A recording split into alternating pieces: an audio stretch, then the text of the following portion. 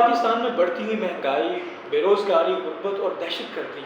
کیا اشرافیہ کی ایلیٹ کی پیداوار ہے؟ پاکستان کی ایلیٹ اور باقی ممالک کی ایلیٹ میں بنیادی طور پہ فرق کیا ہے؟ ولسن سینٹر امریکہ سے ایک کیس اسٹڈی پبلش ہوا پاکستان کے بارے میں، جس میں یہ بنیادی طور پہ بتایا گیا کہ پاکستان کی اشرافیہ، پاکستان کی ایلیٹ اور باقی ممالک کی ایلیٹ میں بنیادی طور پہ فرق کیا ہے۔ اس میں یہ کہا گیا کہ باقی ممالک کی جو ایلیٹ ہے اس کو یہ آئیڈیا ہوتا ہے، اس اشرافیہ کو یہ آئیڈیا ہوتا ہے کہ ہم نے اسی ملک میں رہنا ہے،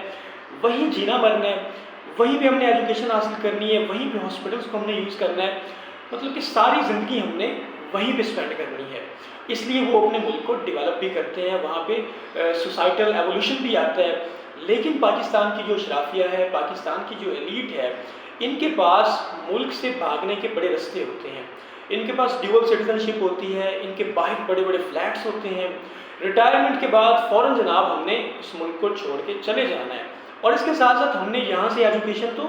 لینی ہی نہیں ہے، کیونکہ ہم نے اس ایجوکیشن کو رکھا ہی تھرڈ کلاس ہے، اور ہماری ہاسپٹلائزیشن جتنی ہے وہ ساری کی ساری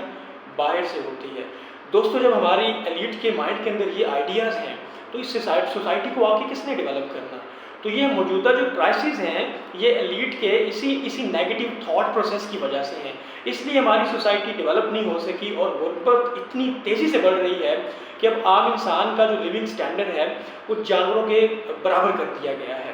تو میں یہ سمجھتا ہوں کہ ان تمام کرائسس سے باہر آنے کا جو سولوشن ہے وہ اس سوسائٹی کے متوسط طبقے کا باشعور نوجوان ہے،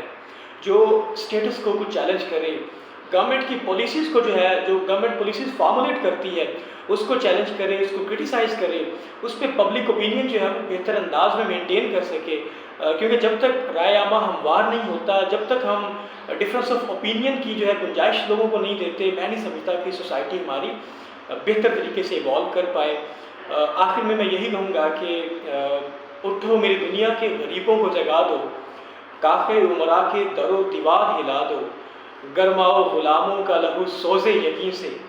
گنجش کے فرمایا کو شاہی سے لڑا دو۔ بہت شکریہ۔